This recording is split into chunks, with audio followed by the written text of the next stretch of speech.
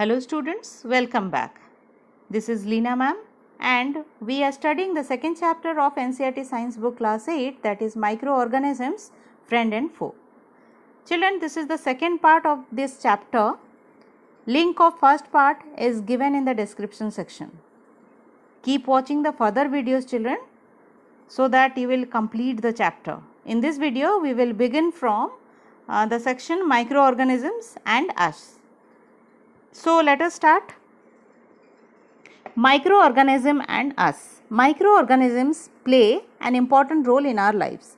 Microorganism जो है बहुत important role play करता है हमारे lives में. Some of them are beneficial in many ways, whereas some other are harmful and cause diseases. उनमें से उन माइक्रो ऑर्गेनिज्म से कुछ जो हैं बहुत बेनिफिशियल हैं, बहुत बेनिफिट हैं, that is why it is called they are called friend, whereas some other are harmful, इसीलिए वो हम फो कहलाते हैं, हार्मफुल हैं इसीलिए बिकॉज वो डिजीज़ कॉज करते हैं. Let us study about them in detail. चलिए आगे पढ़ते हैं.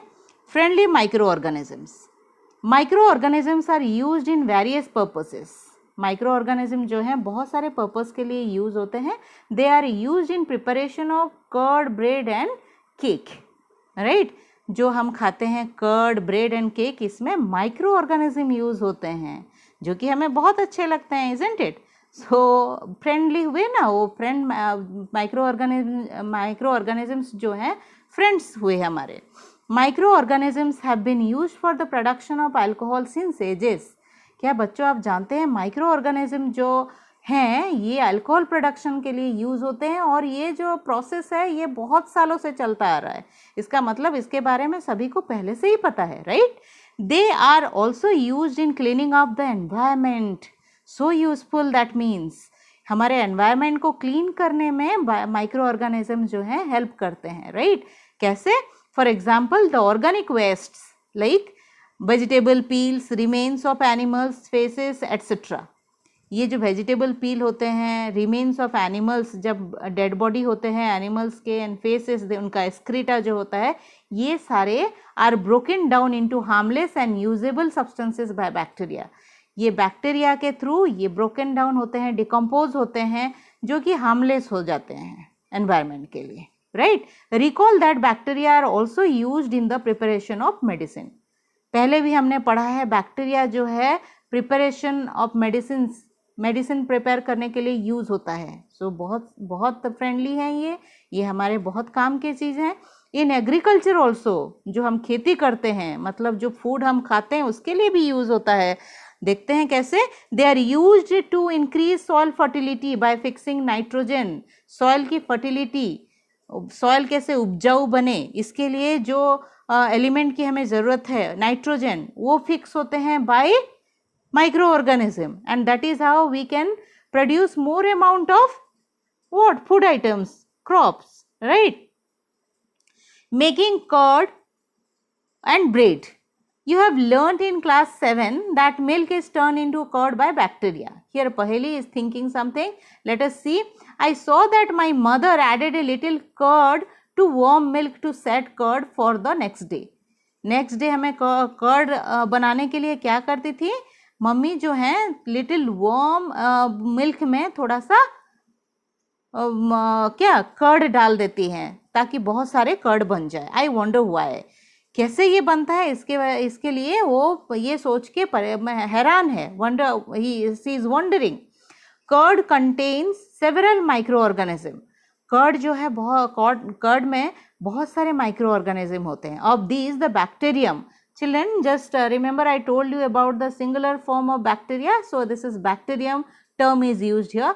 Bacterium lactobacillus promotes the formation of curd. ये lactobacillus एक ऐसा बैक्टीरिया है जो कर्ड फॉर्मेशन को प्रमोट करता है, या हम ये कह सकते हैं बैक्टीरिया लैक्टोबैसिलस नामक एक बैक्टीरिया है जो कर्ड फॉर्मेशन के लिए रिस्पॉन्सिबल है. It multiplies in milk and converts it into curd.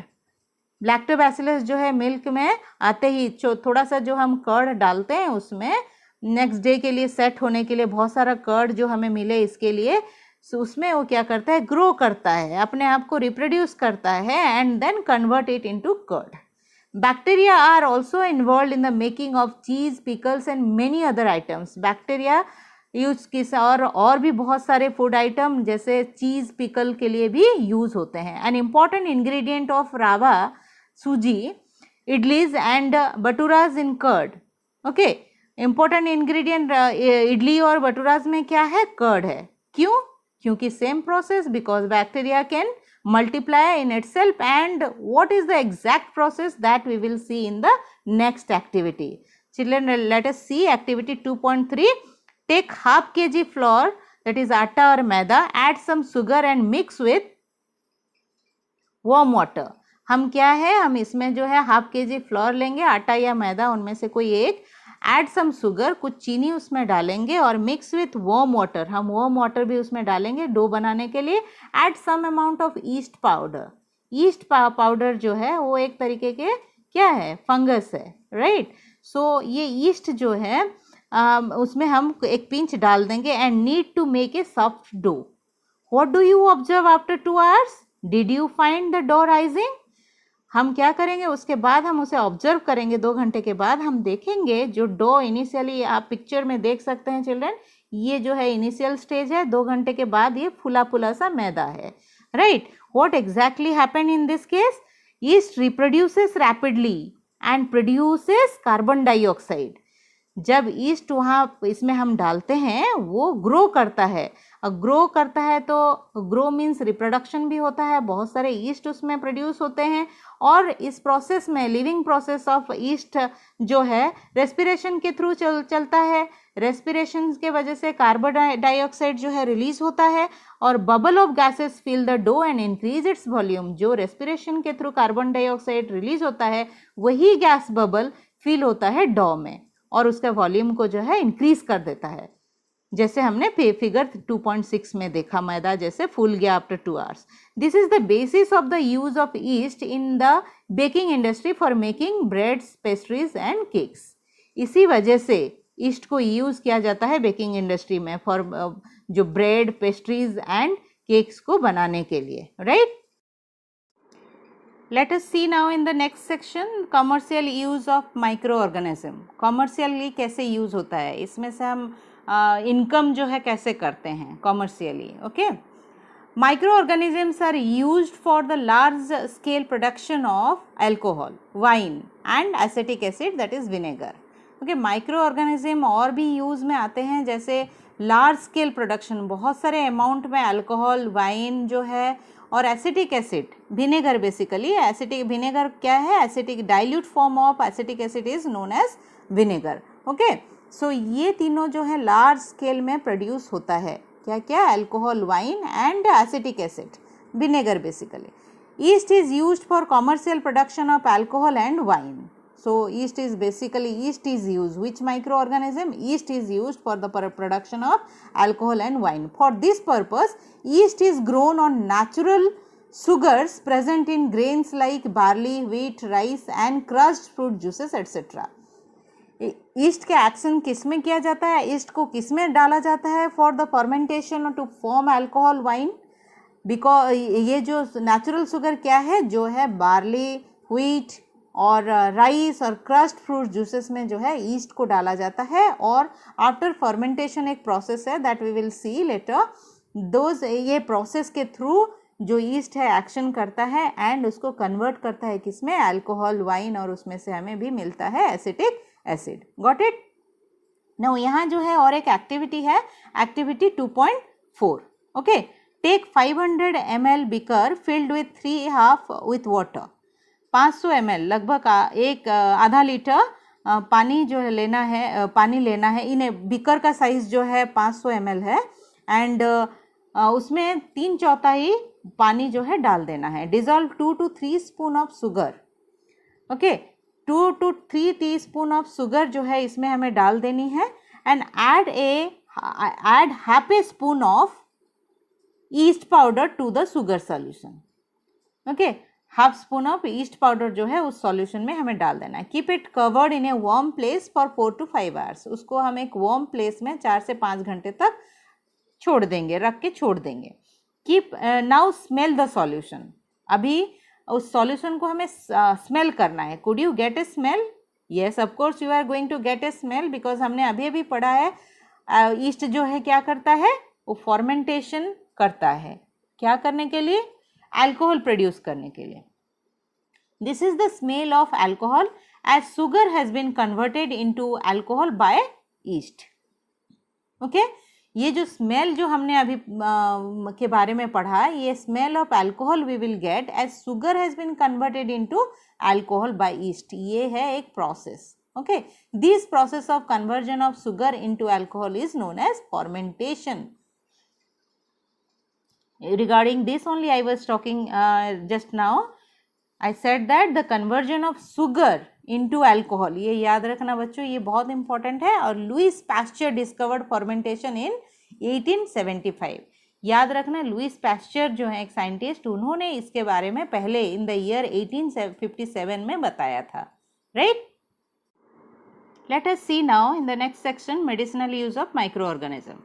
Whenever you fall ill, the doctor may give you some antibiotic tablets, capsules or injections such as of penicillin. जब भी तुम बीमार पड़ते हो, doctor क्या है जो समटाइम आप लोगों को एंटीबायोटिक के टैबलेट्स देते होंगे, कैप्सूल्स देते होंगे या फिर इंजेक्शन देते होंगे, सच एज ऑफ पेनिसिलिन। एक नाम उनमें से है जो कि पेनिसिलिन नाम से जाना जाता है। The source of this medicine is micro organisms. ये जो मेडिसिन हैं बने हुए हैं वो माइक्रो ऑर्गेनिज्म से ही बने हुए हैं। ओके, दिस मेडिसिन किल और stop the growth of the disease causing micro organism. ये कैसे काम करते हैं, ये मेडिसिन कैसे काम करते हैं? आइदर ये क्या करते हैं, किल कर देते हैं, मार डालते हैं डिजीज कॉजिंग माइक्रो ऑर्गेनिज्म को, या फिर उसका ग्रोथ जो है स्टॉप कर देते हैं, तभी हम ठीक हो पाते हैं। Such medicines are called antibiotics. Okay, आप सबने सुना होगा ये एंटीबायोटिक। जब भी हम बीमार पड़ते हैं, जनरली फीवर या हमें कफ कोल्ड होता है तो एंटीबायोटिक लेते हैं। तो ये जो है सोर्स क्या है इसका, माइक्रो ऑर्गेनिज्म है। ये माइक्रो ऑर्गेनिज्म सोर्स से बने हुए होते हैं। ये डिजीज़ जो माइक्रो ऑर्गेनिज्म फैला रहे होते हैं बॉडी में, उनको या तो किल करता है या फिर उनका ग्रोथ को स्टॉप कर देता है। These days a number of antibiotics are being produced from bacteria and fungi. Nowadays मतलब आजकल जो है बैक्टीरिया एंड फंगाई दोनों से ही जो है हमें एंटीबायोटिक बनते हैं, मिलते हैं। जैसे नाम उनके कुछ हैं जो आपको याद रखने होंगे, streptomycin, tetracycline, erythromycin are some of these antibiotics. Okay, you have to remember. Let us see what is there in the yellow section. In 1929 Alexander Fleming was working on a culture of disease causing bacteria. वो Alexander Fleming scientist जो हैं वो culture of disease causing bacteria के ऊपर, उनके development कैसे होता है, कैसे करते हैं, उसके ऊपर ये स्टडी कर रहे थे। Suddenly found the spores of little green mold in one of his culture plate. He found some green mold. Okay, he observed that the presence of mold prevents the growth of bacteria. ये जो mould जैसे ही उस area में उनके plates में उनको दिखे, वो ऑब्जर्व करने लगे जो बैक्टीरिया का ग्रोथ जो है वो बंद होने लगा है, वो स्टॉप होने लगा है। In fact it also killed many of this bacteria. खाली बंद कैसे हुआ है, उस पर्टिकुलर मोल्ड ने क्या किया, उन बैक्टीरिया को किल भी किया, उनको मार भी दिया था। From this the mould penicillin was prepared. Penicillin जो मेडिसिन है, जो एंटीबायोटिक है, इसी मोल्ड से बना था। ओके, लेट अस सी। हमने जो कुछ मेडिसिन के नाम पढ़े थे, कुछ एंटीबायोटिक्स के नाम पढ़े थे, जैसे streptomycin, tetracycline, erythromycins are some of the commonly known antibiotic which are made from fungi and bacteria. Okay children, so ये जो एंटीबायोटिक के नाम हमने पढ़े थे, ये बना किससे है, fungi and bacteria से। The antibiotics are manufactured by growing specific microorganism and are used to cure variety of diseases. ये एंटीबायोटिक्स जो है स्पेसिफिक माइक्रो ऑर्गेनिज्म से मैन्युफैक्चर किया गया है और ये इससे बहुत सारे डिजीज़ भी क्योर करने के लिए यूज़ होते हैं। Antibiotics are even mixed with the feed of the livestock and poultry to check microbial infection in animals. Animals जो हैं उनका डिजीज़ कैसे क्लियर किया जाता है, कैसे ठीक किया जाता है, ये एंटीबायोटिक्स जो है एनिमल्स के लाइफ स्टॉक्स मीन्स जो फूड होते हैं उसमें डाल दिया जाता है. पोल्ट्री जो हैन कॉक वगैरह होते हैं उनको जब पालते हैं उसमें भी जो माइक्रोबियल इन्फेक्शन होते हैं उनके फूड में डाल के उनको मिला के एंटीबायोटिक्स जो है मिला के खिलाया जाता है ताकि वो ठीक हो जाए. They are use to control many plant disease. ये जो एंटीबायोटिक्स हैं वो प्लांट डिजीज को भी ठीक करते हैं. Okay, it is important to remember that antibiotics should be taken only on the advice of qualified doctor.